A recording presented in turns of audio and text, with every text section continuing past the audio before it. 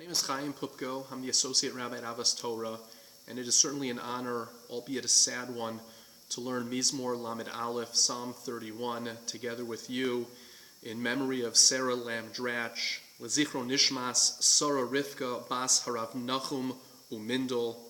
And I hope that this wonderful project, together with the rich legacy that Sarah leaves behind, can be a source of nechama, a source of comfort to her family and friends in the days, weeks, and months ahead.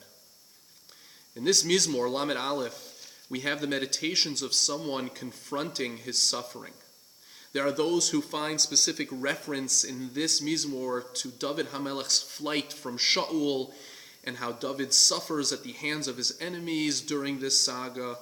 Nevertheless, Amos Chacham helpfully points out that whether or not a Mizmor addresses a specific situation, they are composed in a more general fashion so that we can freely associate them to our own particular situations, our own experiences. And this, of course, is why Tehillim has always been used by people turning to Hashem to evoke their feelings in a variety of situations. While I am certainly no biblical scholar, I would break up this Mizmor, the 25 psukim of this Mizmor, just a little bit differently than it's broken up in the Das Mikra. The first section of the Mizmor goes from verses 1 through 9, in my mind, which represents, these verses are both a recognition of our dependence on Hashem, as well as a plea for redemption, for protection, for support from Hashem.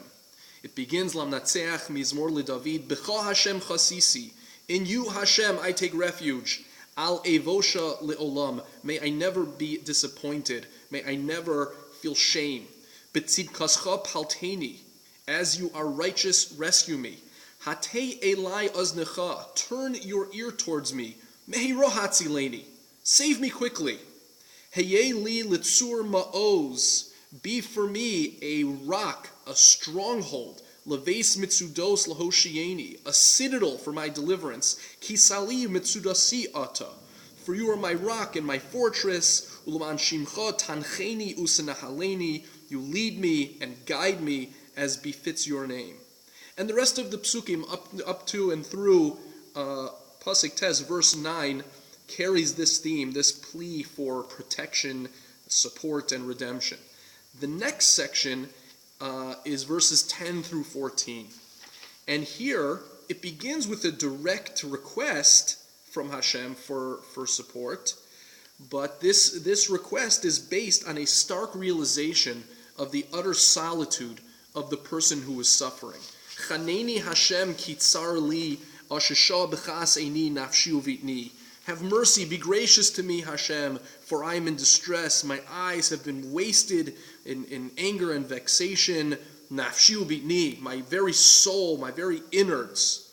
Ki chalu biagon chayai, my life has been spent in sorrow. Chalu, it's been spent up, it's been consumed with sorrow. Ushnosai ba'anacha, and my years in groaning. Kashal ba'avoni chochi, my strength fails because of my iniquity. Va'atzamai osheshu, and my limbs waste away. And here you see in the next few verses, 12, 13, and 14, the utter solitude, the sense of aloneness and isolation that a person who suffers can feel.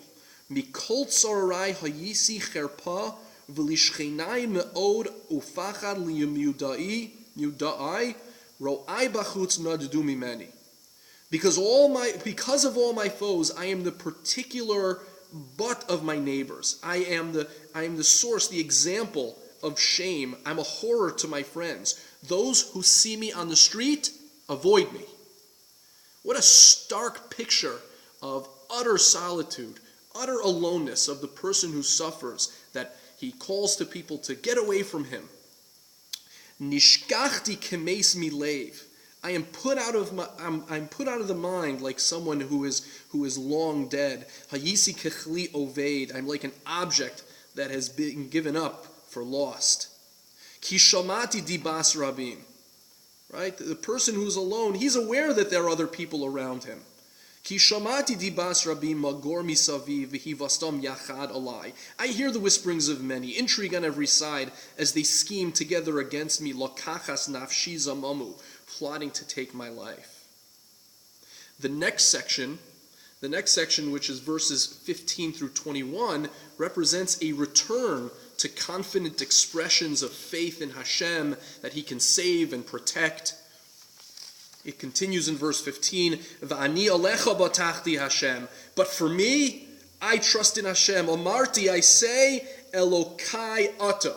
You are my God. Biadcha itosai. In you is my fate. My time is in your hands. Hatzileni miyad oivayo meroidfai. Save me from the hands of my enemies and my pursuers. Ha'ira fanecha alavdecha. Shine your face on your servant. Hoshieni. Save me. B'chasdecha. In your kindness. And it continues to the end of the section in a similar vein through verse 21. And then finally, in the last section, verses 22 through 25, you have a concluding blessing and what I think is a surprising call, a surprising summons. Baruch Hashem, it begins in verse 22. Blessed is Hashem, ki hiflichas do li, for he has been wondrously faithful to me, be'ir matzor, a veritable bastion. V'ani amarti b'chavzi, alarmed, I had thought to myself, nigrazti mineged einecha, I am thrust out of your sight. Achein shamata kol tachanuna, yet you listened to my plea for mercy. B'shavi elecha, when I cried out to you. And here is a surprising summons. The individual who was experiencing sorrow and suffering, who felt so alone, who felt in such solitude that other people had to get away from him, now calls to other people. In verse 24, Ehevu es Hashem kol chasidav. So love Hashem, all you faithful. Emunim notzer Hashem u'mishalem al yeser osei ga'ava. The Lord guards the loyal, and more than requites him who acts arrogantly. Chizku v'yametz levavchem. It concludes with verse 25. Be strong and of good courage. Kol hamyachalim l'Hashem. All those who wait for Hashem. Now what I'd like to focus on is that section, verses 10 through 14, in which David HaMelech spoke of loneliness. I'll call it the loneliness section. Because it's this section that reminded me of a powerful series of lectures given by the Rav that has been entitled Out of the Whirlwind. It's the title chapter of the book put out by the Me'otzar Harav series, Out of the Whirlwind.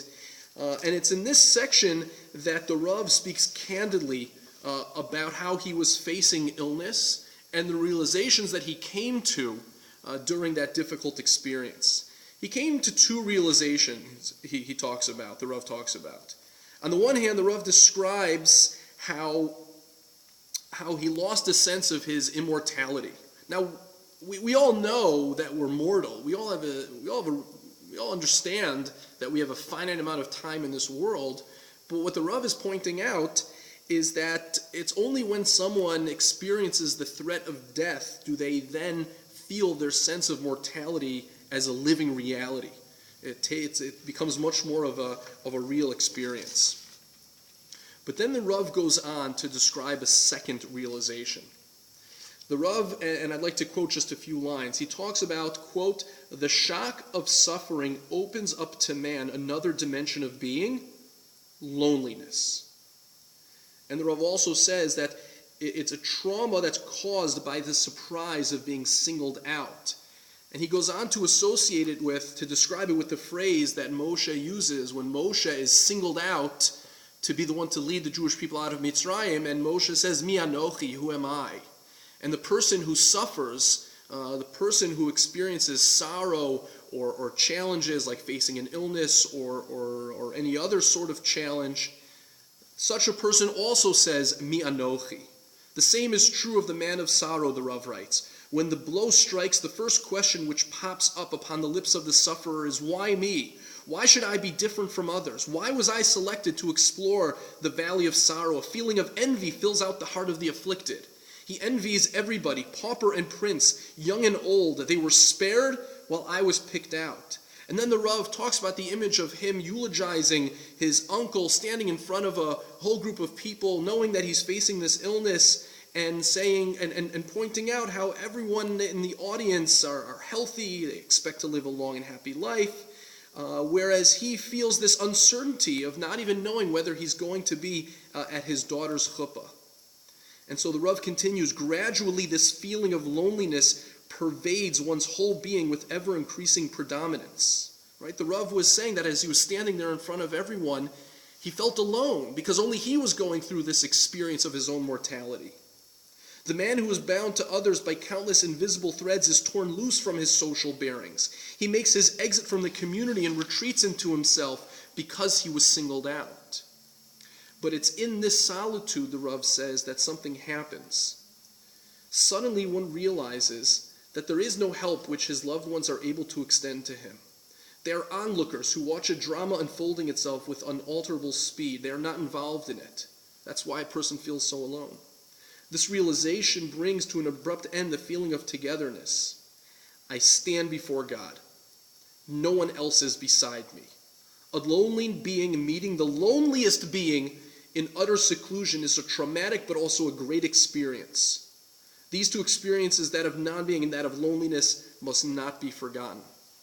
And so what the Rav points out here so eloquently is that even amidst all of this suffering in which a person feels so much loneliness, even from those who he's closest to, they stand around him and try to be empathetic, and they do to a degree, but a person who is suffering is having an experience that no one can truly relate to. They can relate to it to a degree, but not completely.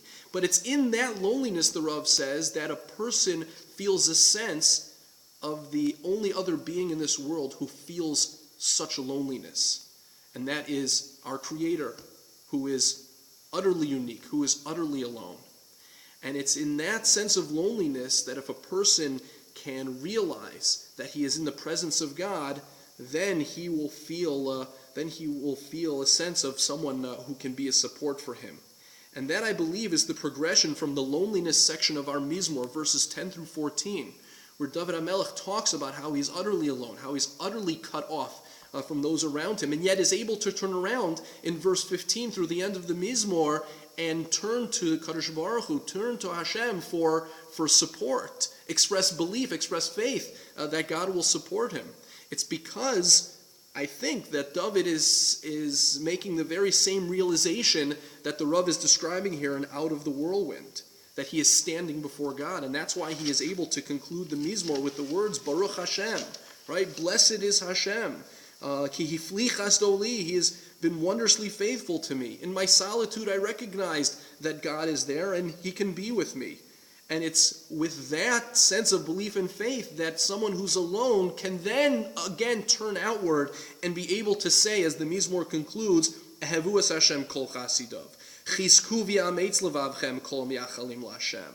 Right? Love Hashem, all you faithful. Be strong and of good courage, all you who wait for the Lord.